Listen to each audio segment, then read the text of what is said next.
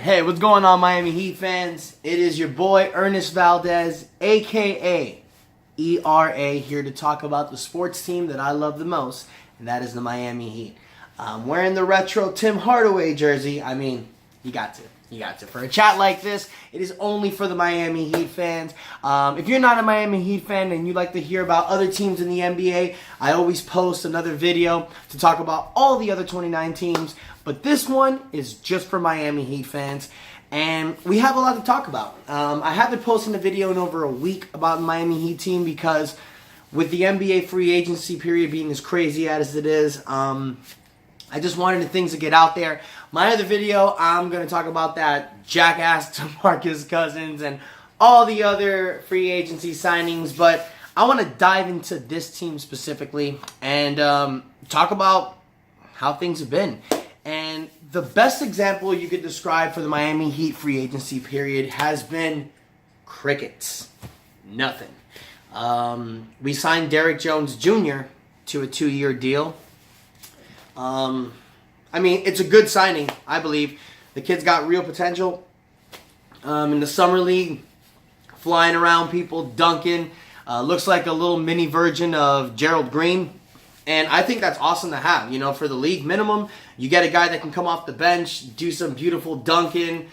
He plays pretty good defense. He has a nice shot. I saw him for over 40 games last year. He did a pretty good job. And then you got this other kid impressing in Summer League, Duncan Robinson, I believe his name is. 6'8" white boy that can really shoot the three.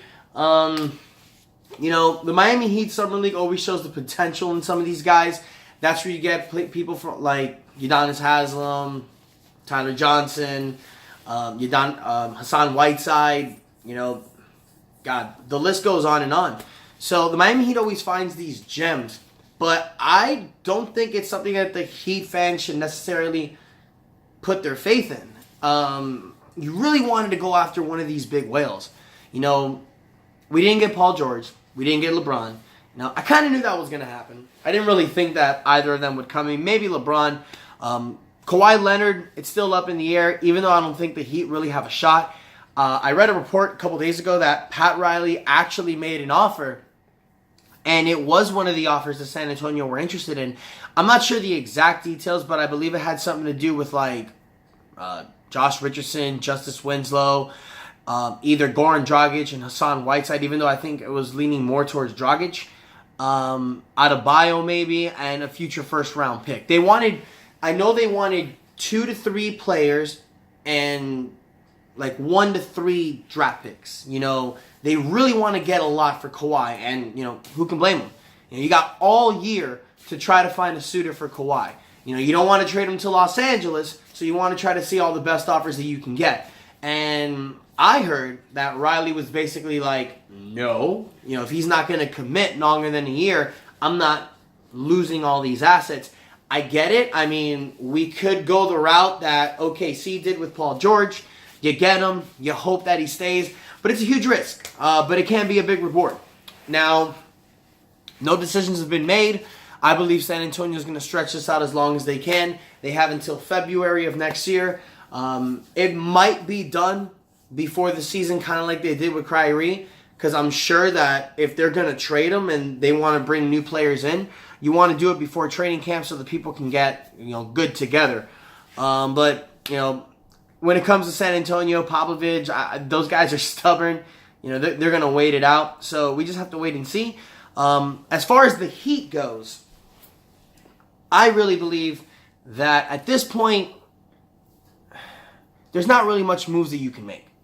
You have your team. You know what you're getting. People have to remember that Dion Waiters was hurt. So Dion Waiters comes back, and that's going to do something. Hassan Whiteside, being the knucklehead that he is, as a Heat fan, you really don't know. You really don't know, but you know what he brings. Even in his worst games, he still gives you over 10 rebounds. He can still block a shot or two. That's a defensive presence. No matter what you say, no matter how many people shits on Hassan Whiteside, he's a defensive presence. And if he can just be that, go back to the 2015, 2016 Hassan Whiteside, because he's not a scorer. He's not. He's not a guy that gives you 22 points. He's a guy that can maybe give you 10 to 15. But He can rebound 10 to 15 times a game, and he can get you 2 block shots. You know, a guy like that, you want to model Clint Capella. You know, you want to be a guy like that. And it is people like Goran Dragic, Dion Waiters, James Johnson, Josh Richardson, Tyler Johnson. It's their job to score. You know, the leading scorer has to be Dion Waiters next year. It has to be. I'm hoping that Dwayne Wade stays so he can teach this kid how to be more aggressive. I've seen games where Dion Waiters gets 33 points, 28, 25, but then the next game he'll have 12, and then 8, and then 16, 15, and then he'll blow up for a 25 game. You need more consistency with that. You do. He's a guy that could take a shot at the last second, but you need more consistency. What I like about this Heat team, it's that it could be anyone on any given night. One game, James Johnson can score 25. The other game, Goran Dragic will score 30. Then the next game, Josh Richardson might drop 30. I love that about this team. But you need that guy. That needs to be Dion Waiters. If we're talking the perfect statistic world for next year, Dion Waiters should be over 20 points a game, and then 3 guys after that should be over 12. Goran Dragic will be next in line, probably somewhere around the 16, 17 points a game average. Then you get Josh Richardson and James Johnson averaging somewhere over 12. You know, that's what you need. You need a guy who's your number 1, number 2, and then everybody else falls in line. Dion Waiters needs to take a rank. He was out the whole year. This is your time to shine. You need to step up and be that leader. Be that guy. With Dwayne Wade on the team, it's gonna help. So I digress. Moving forward, what are the predictions I feel the Miami Heat can have? First and foremost, if you're going to keep Whiteside, keep him. Sit him down with the captains, try to get to him. Try to resell this package. And the Heat need to reform this team. They need to be something stronger. So my predictions next year. The Eastern Conference is wide open now. LeBron went to the Lakers, as you saw in my last video. So what do I believe the Heat team can do? Let's see. I really believe that this team, no injuries. Just like this past year, everybody was injured. I don't think we had the full roster for one game. I remember one time we had everybody not injured, and in that game, Tyler Johnson and Josh Richardson both twisted their ankles, so they had to leave for the game. I mean, we really caught the injury bug. So next year, the 2018-2019 season, if there is no major injuries, I believe this team can be a top 4 seeded team. Because who do we have now? With the Cavs out of contention now. Boston, Philly, Toronto made, they fired Dwayne Casey, but they still have a really good team. So you have those 3 teams in the top. Then you have Indiana. Indiana's another team that looks really good with Victor Oladipo. Then you have Washington, who just signed Dwight Howard. They have not a big 3, but a good 3 core with John Wall, Bradley Beal, and Dwight Howard. So you have those 5 teams. And then you throw the Miami Heat in that shuffle. You can be anywhere from, I believe the first 2 seeds is going to be Philadelphia and Boston.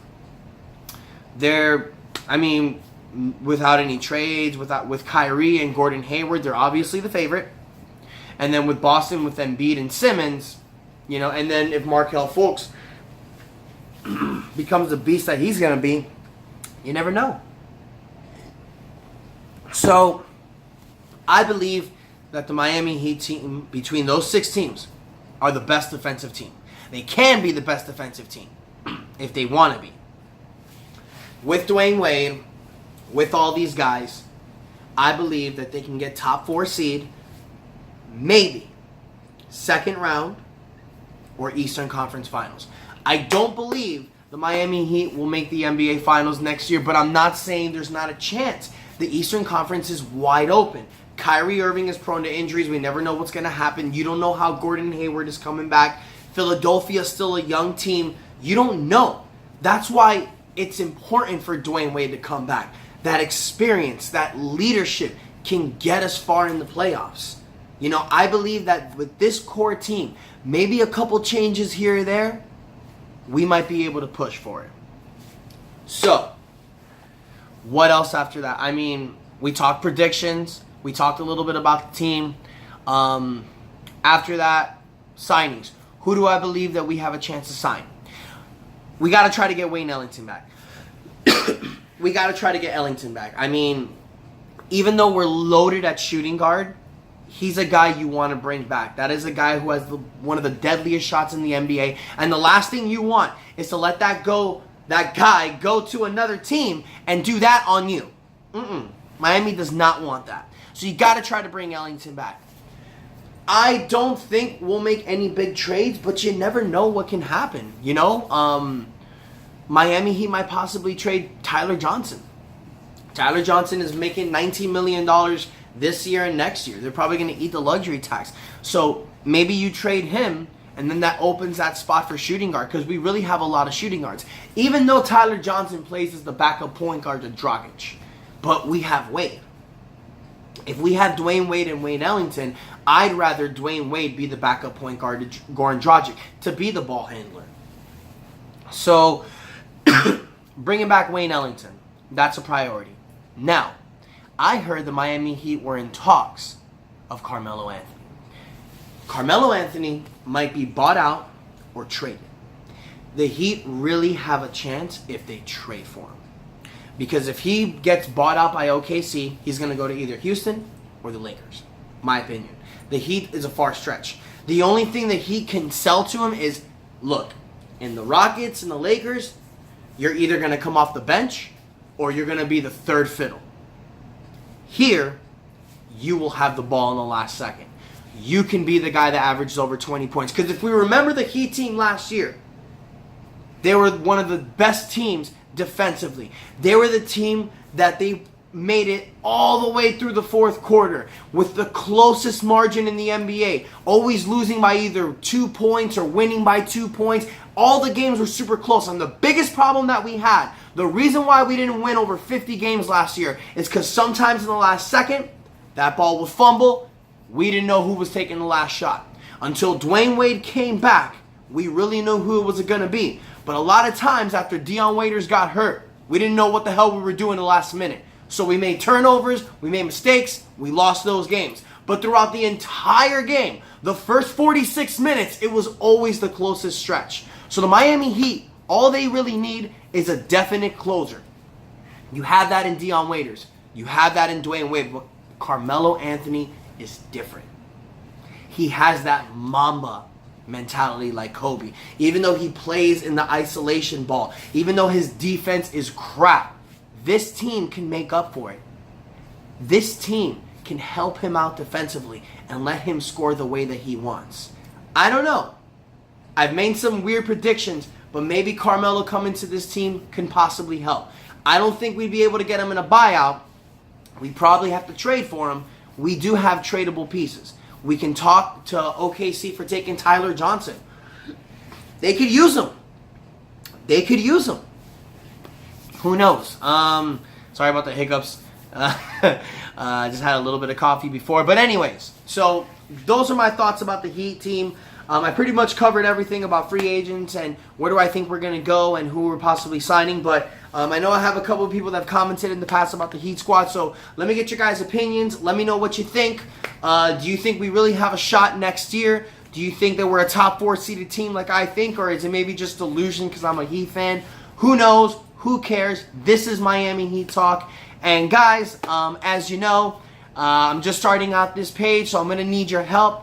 You know, just click down to subscribe, comment, share. You guys know the drill. As you also know, I am a professional wrestler. My wrestling name is Ernest R. Alexander III, E-R-A. You can find me on YouTube.